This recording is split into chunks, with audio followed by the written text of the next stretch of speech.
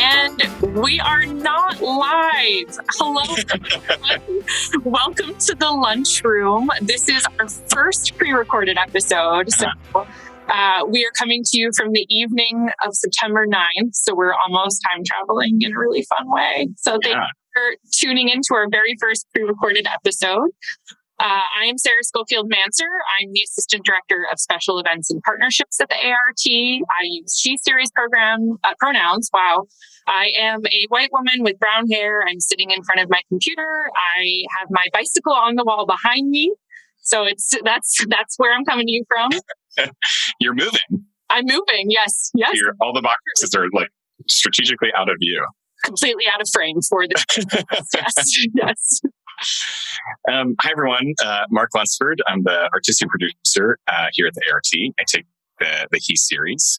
I'm a white man with brown hair and a short brown beard. I have on this sort of salmon jacket. And I'm actually coming to you from the library at the Loeb Drama Center.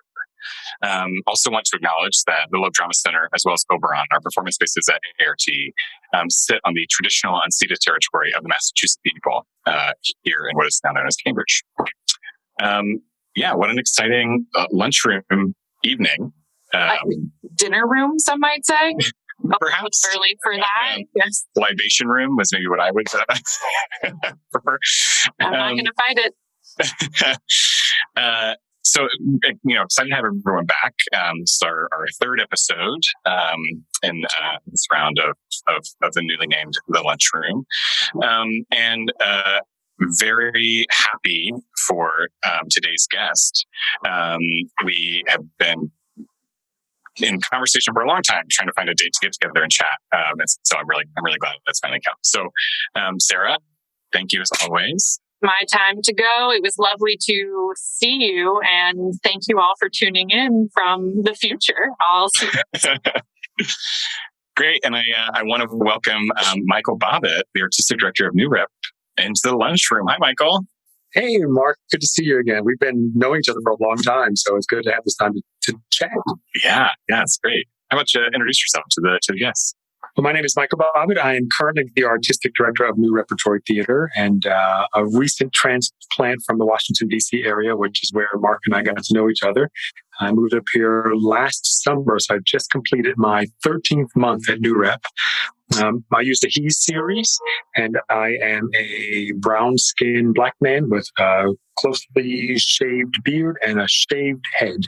And I'm coming to you from my son's room. He's a sophomore in college, and the room is filled with art because my husband and I love art. I have commandeered his room as my office. Michael, we recently discovered that your son is a student at the University of Florida, and I went to graduate school at Florida State. So that was a very tense recognition, I think. So that means you and my son can never be friends. Yeah, I think that's it. There's no hope. It's funny. I just found out yesterday I started teaching at Boston Conservatory in the musical theater program, and two of my students graduated high school with my son. Oh, wow.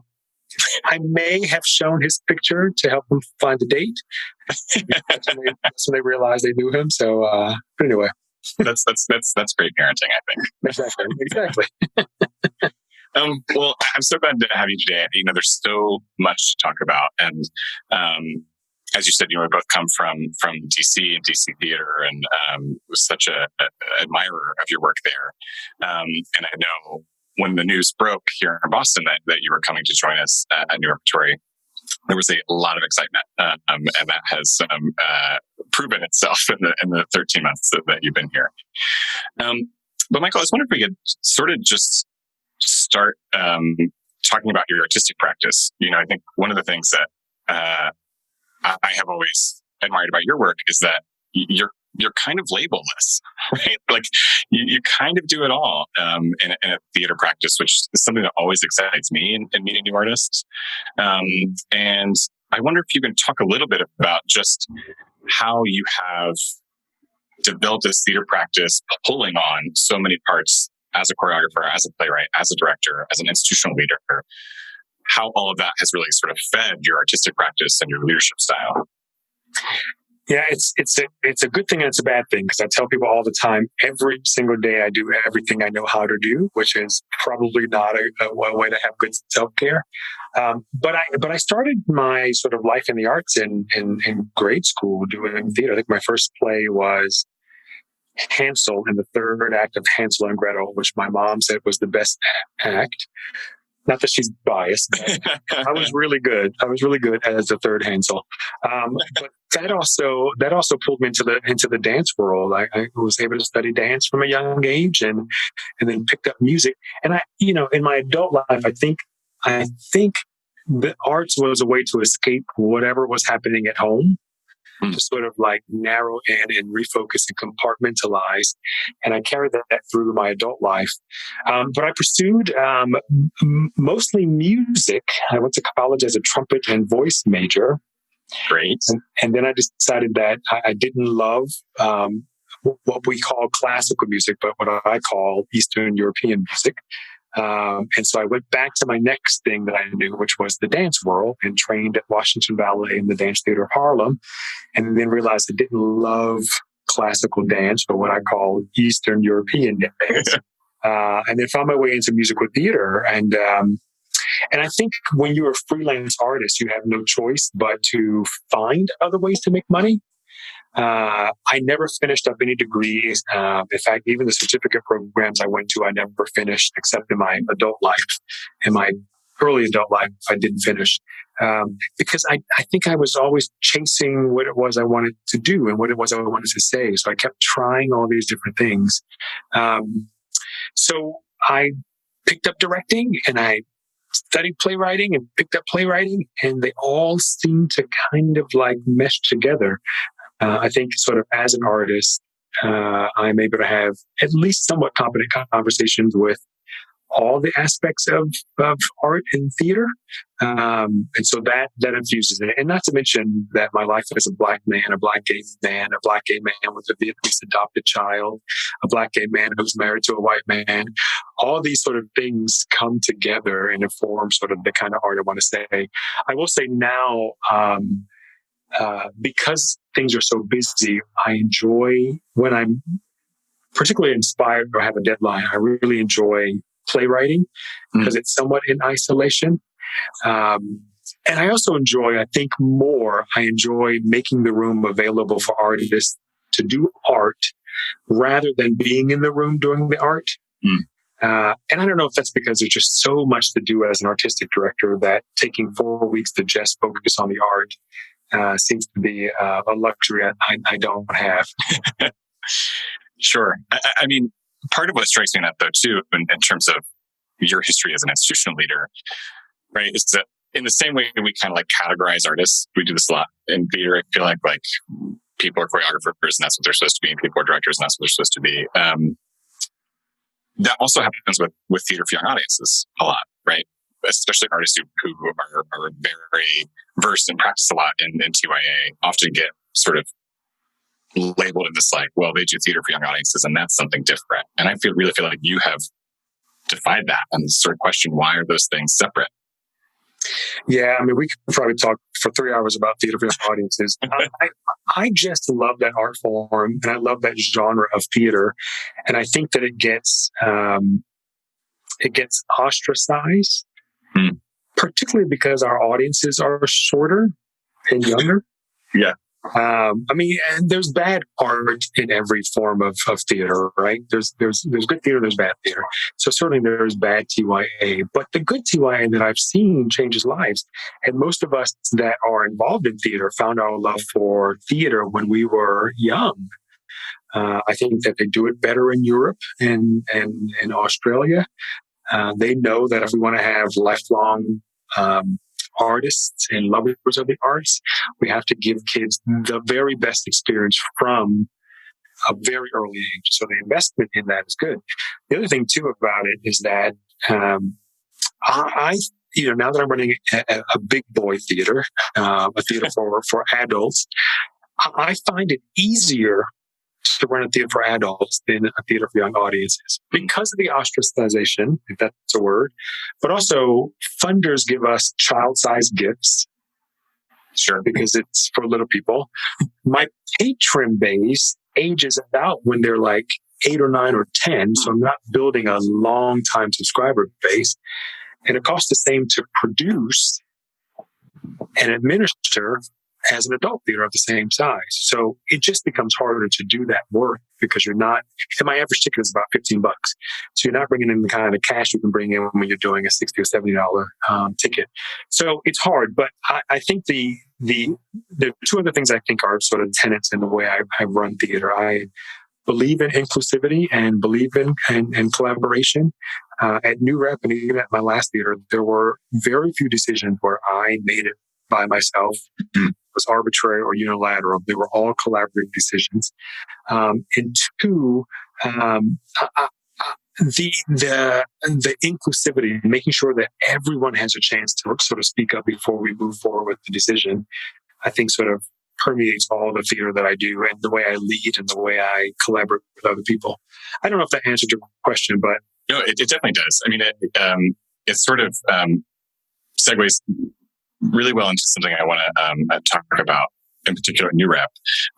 But the other piece that I know so much about your work, especially in DC, was your leadership in merging the two organizations that you took over in DC, and sort of what that means to bring the mission alignment of two organizations together into one place. And I guess what I'm building into is this kind of is all thematic for me in your career. This idea that like we put up these boundaries, we put up these categories, is like something that you seem very not interested in a very exciting way throughout your practice. Yeah, I think the nonprofit model is flawed in so many ways, because in many ways, nonprofits are told to build and then to scale up as fast as possible. And sometimes doing the best work can't happen when you scale up. I also believe, and I think maybe I learned this in the program I did at Harvard through the Strategic Perspectives and Nonprofit Management program, but that missions of organizations have to change when the world needs you to do something different, which is causing an identity crisis for many theaters, because the world needs almost every organization on this planet to focus on racial equity. And organizations that aren't equitable are really struggling with that. So when you talk about merger, that came out of serving the community. When I got to Adventure Theater, it was a volunteer-run model. The board ran the business. They produced the shows. They acted in the shows. They wrote the shows. And it brought me on to professionalize it. It worked really well. We went from about 15,000 patrons. We don't really know because we were still doing ticketing by ledger in 2007. Wow. So 15,000 is a guess. It was wild. It was wild. But we grew to 100,000 in about 3 years. That's incredible. That was a 96% capacity. So we literally could not squeeze any more people in the theater. And so when you look at that, the cost of doing business was going to escalate because cost of doing business just continues to get more and more and more. But I couldn't earn any more money. Right. We're still sort of surviving off of 75% earned and 25% contributed. And so we had no choice but to think about how we're going to continue to serve the community with such demand. And so we kept thinking about it. We thought maybe we should build another theater. And then I was like, I don't know, bigger theaters are problems, and all these big theaters are popping up, but they're all struggling because, there's too much inventory in the market. So maybe that's not what we need to do, but maybe that musical theater is becoming such a great career path for so many because the movie musical is back on the rise. And so maybe we should think about like expanding our education program. Well, the site that we had did not have enough space. So we found another theater academy that was specifically built to teach kids how to become theater artists. And we thought that's kind of like the donut hole of the donut. Yeah. And so it felt more like a more inclusive program, a bigger footprint. And so we pursued that option. It took us a couple of years of conversations and about 6 months of actually merging. And then 3 years of crisis. merging cultures, merging missions, merging infrastructure, changing the culture. It was a lot of work. It was probably one of the hardest things I've ever done. Did you find that really reinforced, though, this principle of collaborative decision making for you, like and inclusivity, like going through that? Is that something you felt like you really drew on to lead? Yeah, the process of figuring out what we were going to do and how we were going to do it was collaborative. And I think before it actually happens, many people talk a good game. And then when it actually is time to push go and change happens, that's when it becomes difficult for people. Change is hard. I understand it. I get it. There's so many things that flare up for people. Can I do it? Will he like me? Will they like me? Is this the organization that I grew to love? Are we losing what we had? All those things happen. But yeah, that sense of collaboration to me was cornerstone in how I thought we could build this organization. And even how I'm working to rebuild or restructure or reframe New Rep, both in terms of transitioning the organization, but also as I take it into the next, 10 years or so. Yeah. So I'm interested in that as well. I have had a couple of conversations with folks who've come into leadership positions in organizations in the middle of or just before this COVID pandemic, and also just before our national reckoning with race and racism as a public health crisis. And I think a lot about how that could be daunting, but how maybe it's also an opportunity and it feels freeing. Mm-hmm. And you talk about a resistance to change, which I think a lot of folks have. But there's also this moment, I feel like in our industry right now, where there is no home. You're not, this thing you think you're going to go back to isn't there anymore. Right. So here we are. What direction do you want to go at? And I wonder if that's sort of resonating with you leading an organization right now. Yeah. And I have been in, I think one, just the transition from Jim Patosa to me was a big change to the system. And also, then adjusting to COVID and then adjusting to what I call the civil rights movement of 2020. So this constant change. But I like talking, but I really like action. Yeah. And I don't need to have 5 or 6 conversations to then move to action. I think if we can lay out the problem, come up with some solutions, and once that's decided, we need to move. And that's where it's a problem for people, because I just find in general there's a disconnect between talking and action. So I usually start with culture. When I first got to New Rep, I sat the staff down and said, we had debt, we had the declining patronage, and we had significant turnover, and so those kinds of things can define a culture. And so I sat the staff down and said, let's redefine the culture. What are the things you want to feel when you come to work? And so we did. We actually put a bunch of stuff on the whiteboard and discussed them. And then I took those words and I went back and looked at the job descriptions. I looked at how we restructured the job description. I looked at the employee handbook. I looked at benefits. We added benefits. We made sure that nothing in the handbook was diminishing the culture that we wanted. Even how we rearranged the office was defined by the culture that we wanted. And all those things, and a lot of the culture things that we decided was communicative and agency and inclusivity. And so we executed those things, and we reminded ourselves when we were going against the culture. One of the things we like to say is no is the beginning of the conversation. Anyone can have an idea. And also, anyone can say no. If that's their gut reaction to say no, that's fine. But that's the beginning of the conversation. That's not the end.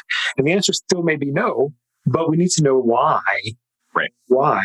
And another thing is, too, the other thing we say is fail big, because I can learn from that. When you fail a little, it's hard to kind of figure out what went wrong. Right. So that gave a lot of people a lot of freedom to come to the table with ideas and try stuff. And everything wasn't a success. We had a great year. I mean, wiped out the dead and expanded audiences, expanded fundraising. It was a great year until COVID hit, and we're still doing fine. There was something else I wanted to say. Oh, I also believe that when it comes to change, that there are two metaphors. There's one metaphor that sticks in my head. One is the idea of ripping off the Band-Aid. I have just found that when you rip it off slowly, because when you're a kid and you have a Band-Aid, you think about like the pain of taking the Band-Aid off. And so what you do sometimes is do it super slow, right? But every time you rip it off a little bit, there's that pain to deal with. It's painful again, as opposed to just going rip and then dealing with all the fallout and then recovering. And so I tend to like the second thing more than the first thing. So anyway, that's some of my philosophies. So I'm wondering a couple things.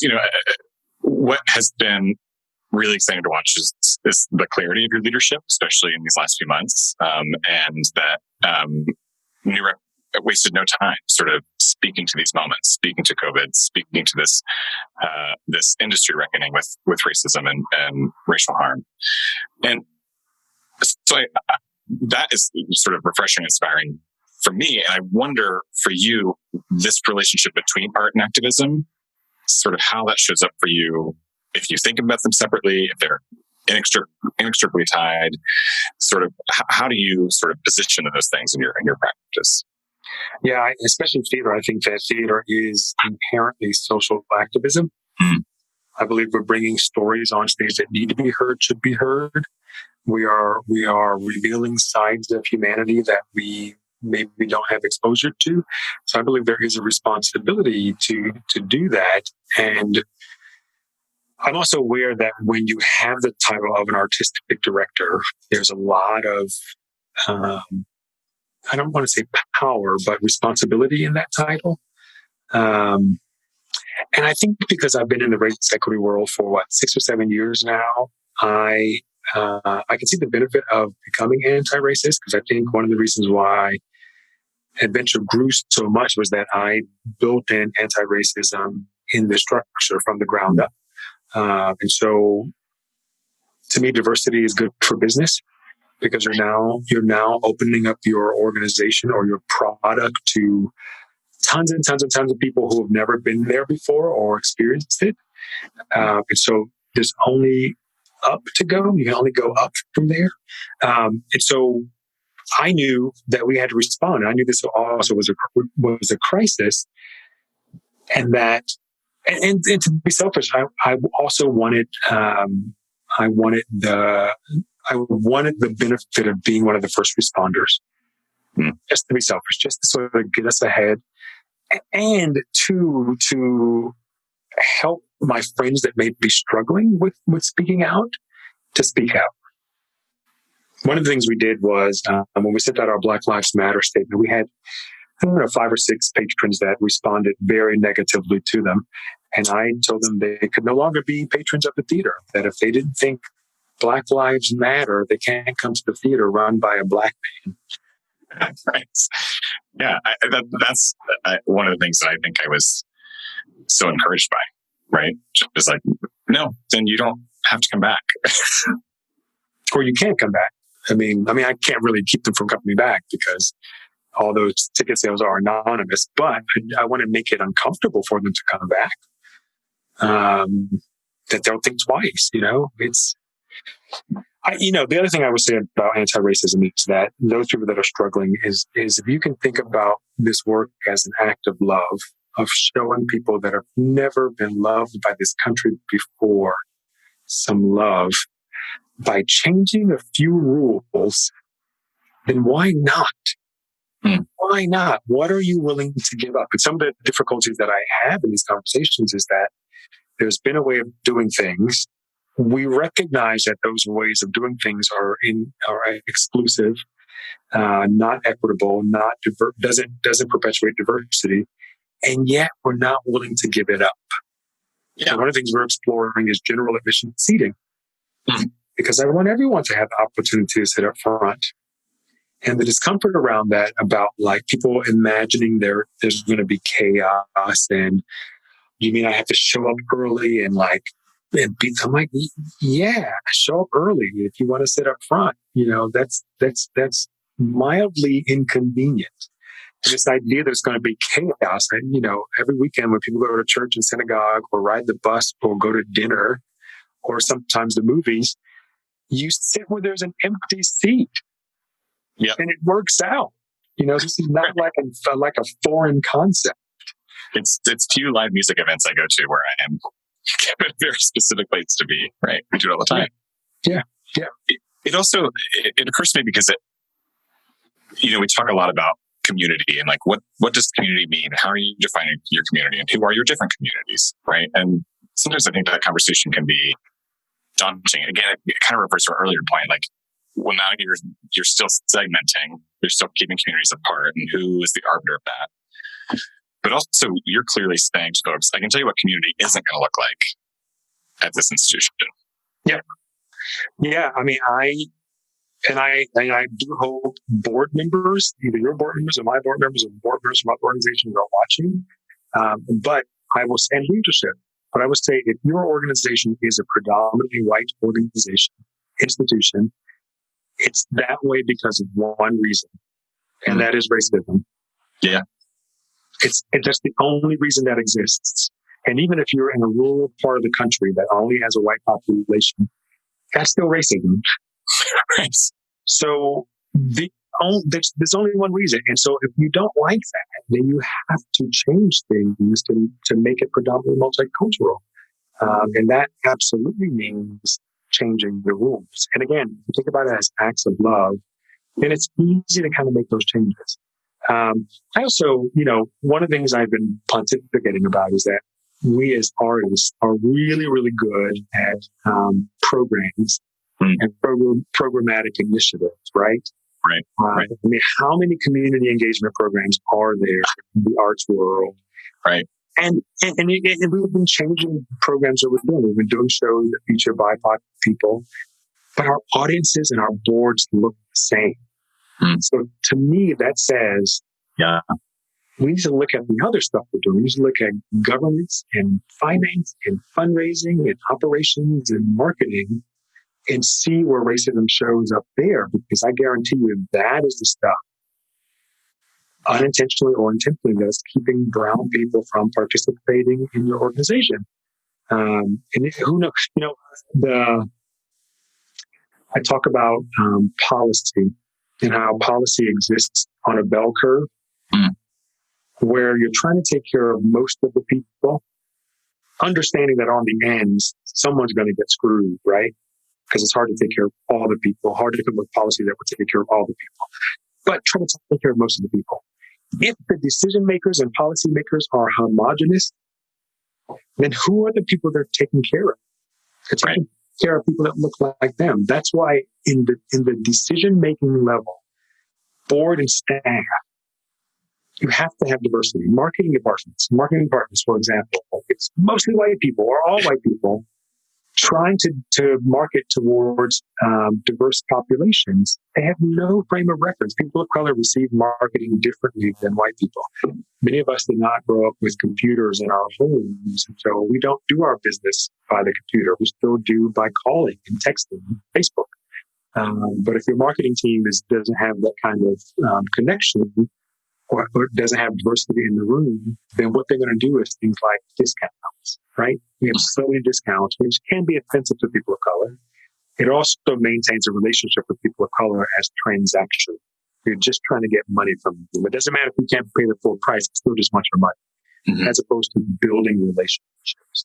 And I actually been thinking conceptually that maybe marketing should come under audience development, as opposed to audience development coming under marketing. Because you need to know what audience you're trying to get and then market to them.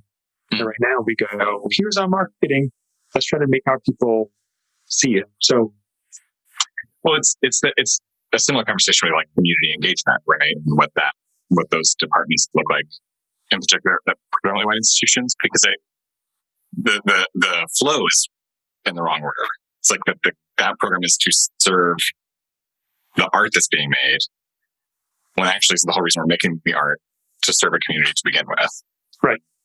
Then how do we like flip how we're looking at that how did we get ourselves in this place in the first place? Yeah. Well, yeah, because nonprofits are formed to solve a problem that the world has, right? Rainforests or animals that are going extinct.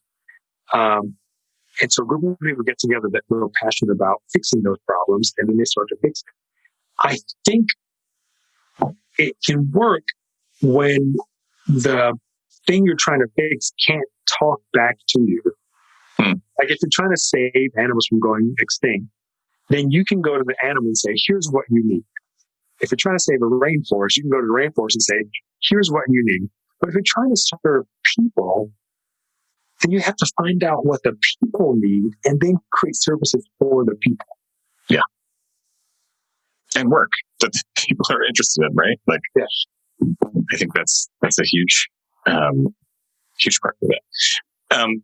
We've also gotten to know each other a bit better because you've been one of the folks sort of leading this conversation among all of the arts leaders at theaters around Greater Boston, which is certainly the first time I have been in conversation with a lot of my peers, a lot of these institutions. And I've worked here for 9 years. It has a little bit to do with my career at ARTC and my trajectory of the institution. But I wonder if you can talk a little bit about sort of getting that group together to really begin these conversations, to think about a lot of what institutions are facing across our organizations and across our city. Yeah, so a couple years ago, I was being headhunted by a few different organizations, and New Rep pulled at my heartstrings because it had equity, diversity, and inclusion in their vision statement. But also, when I look at the Boston scene, I thought, one, I can make a home here, but two, I can maybe fill a gap that's missing in the community, even though I don't know what that is, but it just kept pulling at my heartstrings. And so I wanted to take a job at an institution where I can be in the room at the institution, but also out of the room and into the community to do what I feel like I've been put on the planet to do, which is to make great theater that is for everyone. And so I talked to a few people in my conversations before I accepted the job about what was happening up here. And then my husband and I decided to host little dinners at our home. With 5 or 6 artistic directors once a month. And those were great. I mean, they led, number one, it was a bunch of intel for me. I broke bread with people and got a chance to sort of build relationships. And out of that, I kept hearing time and time again, the artistic leadership does not get together. They do not talk to each other. They do not communicate with each other. So I started a little Facebook group, and then there was a group gathered to start talking about having a retreat where we go up to someone's home for a weekend and just sort of like talk about what we want the Greater Boston theater scene to look like. That certainly was halted by COVID. So my friend Lee McKesker Gardner, who is artistic director at Lenora, she sent me a note and said, the marketing teams are getting together, the managing directors are getting together. Why aren't the artistic directors getting together? I was like, your light went away. I know. This is the pre-record. There you go. There you go. Don't edit this out, Sarah. It's great comedic content. Sure. Sarah, I miss you. I miss you guys. So Lee said that, and I was like, all right, I'm on it. And so I just reached out to every person I had and said, hey, we're going to start this gathering. And we did. And I think it's up to like 90 people. We've not had 90 people yet. I think the most was like 40 something. We're collaborating and sharing the topics. You led a great one, which was great. Continuing the we see you white American theater conversation. But it's a sharing of the topics. Everyone got to submit topics and people got to say if they wanted to facilitate these. They're now every 2 weeks. And today was a great session on how to make space for healing and self-care. It was great. We had a facilitator lead us through a mindfulness exercise and a deep breathing exercise. And I think that the community is going to come away from this stronger. I'm really excited. We are going to spend one day as a group, a private little task force put together to come up with sort of a greater Boston area response to this to you what? Yeah. Continuing on the work that you were doing. And then we're going to do a one-day retreat, virtual retreat in October, which I'm super excited about. And we're hoping to get some funding to support it. Mostly to give a little bit of money to organizations that send their artistic leaders to spend the day with us. But I think that stuff is super great. And I feel like I know the community a lot more. So it's been super great. Well, it's like that culture of abundance, right? Seeing all of the different sort of artistic missions and practices that really are making up the Boston theater scene, but I would even call it sort of performance scene, that are really exciting to have in the room, sort of talking across and like pulling things we can learn from one another and offering things that we have to each other. It's really exciting. Yeah, I'm looking forward to one of the things we're hoping to walk away from that is a vision for the greater Boston area arts scene. And then hopefully to get a little bit more on the map as a major theater town. This is my third theatrical crisis, and maybe I would call COVID, I would separate COVID from the civil rights movement in 2020. So this would be my fourth theatrical crisis. And I just believe crises are opportunities. I don't think they never get me into the doom and gloom phase. They get me excited about like, how can we take this moment and do better? So one of the first was, my old theater was in a national park. And so when the government shut down, the theater was shut down. People don't understand. I don't think they don't understand those government shutdowns in DC. Yeah, but it's like your trash is piling up. Like the city's done. Yeah, it was us in Ford's Theater, which is a massive organization with millions and millions budget. Yeah, and it was us. But we came out of that with some more significant support, more visibility. It was great. The second crisis, I woke up maybe at 5:30 to go to the bathroom, and I saw a number of texts and missed phone calls on my phone. And when I answered the first text, the first text said, "I'm sorry about the fire at your theater." Oh, no. And so I turned on the news, and there's a theater like burning up. But we left that crisis with enough funding support to not only renovate that theater, but to renovate our studio space. Oh, wow. So that was good. So when the COVID hit, I was not taken down by the fact we actually ended the year with we had no reserve. We started the year with significant debt. We ended the year with nearly $500,000 in reserves, which is kind of exciting. Yeah. So, I'd love to we're also here to talk about art, right? Yeah. And I know that Europe has been thinking about what some extra interesting programming ideas in the COVID times. And I'd also love to know, just for you, for your artistic practice, what you're excited about and kind of working on, and might be sort of Ryan, you're conceiving right now. Sure. Yeah, we have a few things in the hopper. We later this month we're going to be launching the first of our Watertown historic walking plays. Yeah. So these are plays. They're outdoor plays where you stroll around historic sites in Watertown, seeing a play about an actual historic figure from Watertown. Great. Super great partnership with the town of Watertown, with the Watertown Free Public Library and the Historic Commission of Watertown.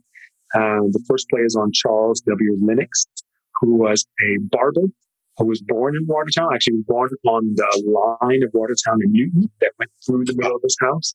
Yeah. But his father and he ran a barbershop in the city of Watertown, which is now the site of the Armenian Museum. And Charles fought, I think he was a private in the Civil War. So the stories about him and the racism he experienced here in Watertown, and often not talked about racism that exists in Boston. The second play, which will launch in the spring in that series, is from an indigenous person's point of view. Haven't decided who the subject matter is, but eventually I want to have like a catalog of 10 plays and when people sign up to see one of these plays, they show up at a site, and then you don't know who's coming to that site. And then we're working on some digital plays. We're looking at some very cool interactive plays written for Zoom, as opposed to taking a play and then trying to force it into Zoom. Love that. Right. And part of it was we're trying to create a live experience that you can only get once. So the idea is that you're going to show up on a website, you'll be greeted by some sort of house manager or concierge, and then they're going to give you instructions about the one or two plays you get to go to. So you go to one play, and you go to second play, and then at intermission, we're going to have a virtual bartender or a busker performing music. Then when you come back, you'll go to the second play. So these are each half-hour plays. Great. They're written for Zoom. I think one is about a chef taking you through a recipe. So it's going to be interactive. And then the chef has all kinds of problems, which I think will be really exciting. And the other play takes place filmed in someone's car. So it's a big undertaking because a live show in someone's car every night, observing COVID rules. We are working on a new Rep After Dark series where we invite artists of any kind. It can be magicians or comedians or singers or stupid pet tricks that are performed at 45-minute shows at night. And then we have the script reading book club, which I love, but basically we've invited local and national playwrights to let people read their scripts and then come online with the dramaturg and have an interactive conversation with that playwright and with the dramaturg. We've had some of the most produced playwrights so far: Aaron Posner, Karen Zacharias, Colleen Sinnett Jennings. We've had some really great playwrights on. So I'm super excited about that. And then on Sundays, twice a month, I host a similar series to this. I call it In the Wings Artist Salon, where I invite 2 or 3 guests to just have conversations about what's happening in the world. Right now, we're focusing on Black artists and arts leaders to talk about what it's like to be a Black person in America in the arts. Yeah. And then personally, I have a couple of projects. One is I'm finalizing my adaptation of Make Way for Ducklings. Great. That book is very Boston-centric. There's a whole art display in the Boston Commons, but Wheelock Family Theater is co-commissioning it with Adventure Theater, my old theater in DC, and Wheelock Family Theater is actually using their students to workshop it right now. So that's happening.